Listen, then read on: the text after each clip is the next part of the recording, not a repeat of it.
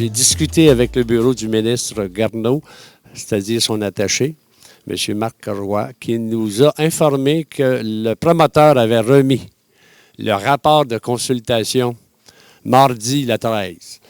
Alors, étant donné que nous ne l'avions pas reçu, je me suis empressé de leur envoyer un courriel les informant qu'ils devaient transmettre aux parties intéressées, donc la municipalité en faisait partie, et nous l'avons reçu ce matin, soit dit en passant.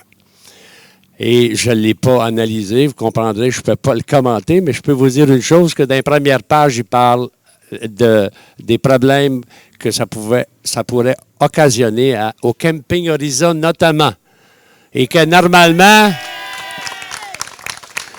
il devait envisager des mesures d'atténuation. Je ne suis pas rendu trop loin, je ne sais pas s'ils l'ont prévu dans le rapport, mais au moins ils reconnaissent ça. Je l'ai dit depuis le résultat du référendum consultatif. Je le répète, ça va à l'encontre de l'intérêt public.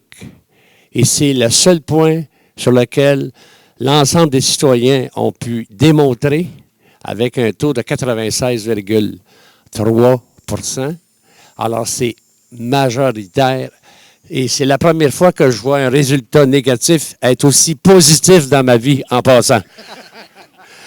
D'autres choses, je dois vous dire aussi que nous avons transmis au bureau, au ministre, notre analyse du projet. On va la placer sur notre réseau Internet à la municipalité. Les citoyens, vous allez avoir accès.